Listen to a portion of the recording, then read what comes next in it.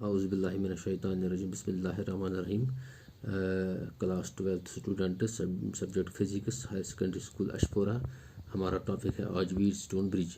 तो Wheatstone bridge में हम एक अननोन रेजिस्टेंस को कैसे पता कर सकते हैं। तो उसके लिए हमारे पास एक डायग्राम है। तो डायग्राम में ये एक बैटरी लगी हुई है जिसका हमने ई लिया है और टैपिंग की है, जिसको टैपिंग की को क्लोज करने से करंट पास हो रही है और ओपन करने से करंट पास नहीं हो रही है। तो ये यहाँ से इसमें दो रेजिस्टेंस जुड़े हुए हैं, पी और क्यू।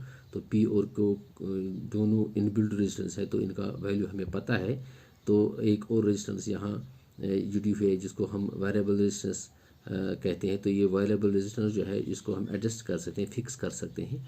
और रेजिस्टेंस एक्स जो है इसको हमने पता करना है। तो ये बच्चों हमने नोट करके लिखा है, रेजिस्टेंसेस पी एंड क्यू और नोन, यानी कि इनका वैल्यू हमें पता है।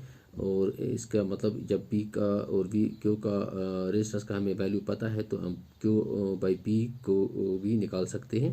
तो ये भी हमें पता है। तो और जो है यहाँ ये जो है वेरिएबल रेजिस्टेंस है, इसको हम एडजस्ट कर सकते हैं अपने हिसाब से। और एक्स जो है ये हमें पता करना है। तो इस तरीके से ये जो हमने यहाँ नाम रखे हैं, 4 पॉइंट्स के दरमियान जहाँ ये 4 रेजिस्टेंस लगी हुई हैं, तो यहाँ ए नाम रखा है हमने, बी सी और डी। तो ए बी सी डी के दरमियान ये रेजिस्टेंस पी क्यू और एस और एक्स लगी हुई है। तो हम ये जो टाइपिंग की हम क्लोज कर रहे हैं, इस टाइपिंग की को हम क्लोज कर रहे हैं यहाँ। तो ये करंट फ्लो होना शुरू होता है। तो करंट, मान लीजिए करंट आई यहाँ से इस डायरेक्शन में फ्लो हो रही है। तो करंट आई जब फ्लो हो रही है तो पॉइंट ए पे ये डिवाइड हो रही है। मान लीजिए करंट ए और बी के दरमियान जो करंट पास हो रही है वो है I1, और ए और डी के दरमियान जो करंट पास हो रही है वो है I2।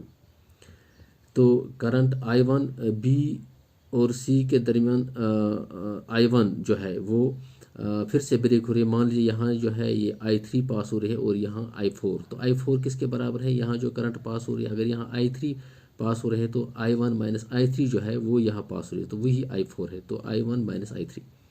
इसी तरीके से I2 जो है वो डी पॉइंट पे डिवाइड हो रही है। तो डी पॉइंट पे यहाँ I3 करंट भी आ रही है। तो इसका मतलब अगर यहाँ I5 करंट पास हो रही है, मान लीजिए हम सपोज करेंगे यहाँ I5 करंट पास है, तो वो किसके बराबर है, वो है I2 प्लस I3, क्योंकि करंट यहाँ से इस पॉइंट पे यहाँ I2 आ रही है और यहाँ से I3।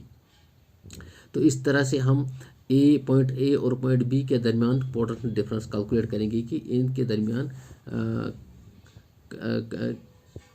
कितने पोटेंशियल डिफरेंस की करंट पास हो रहे हैं। तो ये मान लीजिए ये potential difference V A B के दरमियान, वी ए बी हम लिख रहे हैं यहाँ। तो वो है V potential difference from point A and point B, that is V A minus V B. तो वी ए और वी बी के दरमियान एज पर ओहम्स लॉ, तो करंट जो रेजिस्टेंस लगी हुई है पी और जो करंट उसमें पास हो रही है उसका प्रोडक्ट, तो वो है आई पी।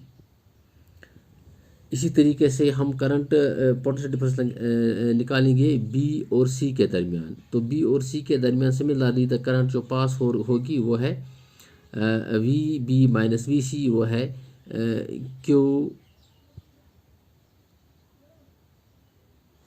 वो है क्यू I1 क्यू, वो है I1 क्यू। तो I1 क्यू कैसे है कि अगर हम इन दो को ऐड करेंगे, यानी कि ये यहाँ से करंट जो पास हो रही है और यहाँ से जो करंट पास हो रही है, तो यहाँ फिर से करंट I पास हो रही है, तो इनका मतलब इन दोनों का ऐड हो रहा है। तो यहाँ क्या होगा, तो यहाँ जो है ये दोनों ऐड करने से ये I3 plus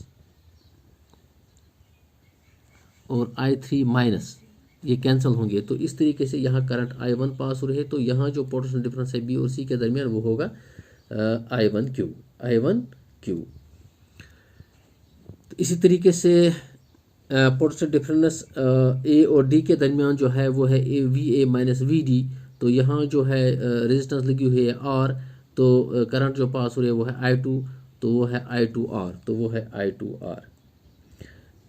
Similarly, the current water difference from point D to the point C, from B to the point C is D V D minus V C. तो यहाँ जो करंट पास हो रही है वो है I2 और रेजिस्टेंस लगी है X, तो ये हो गया I2 X I2। तो इनका हम नाम रखेंगे, पहले को हम नोट करके रखेंगे 1, दूसरे का 2, तीसरे फिर 3 और फिर 4।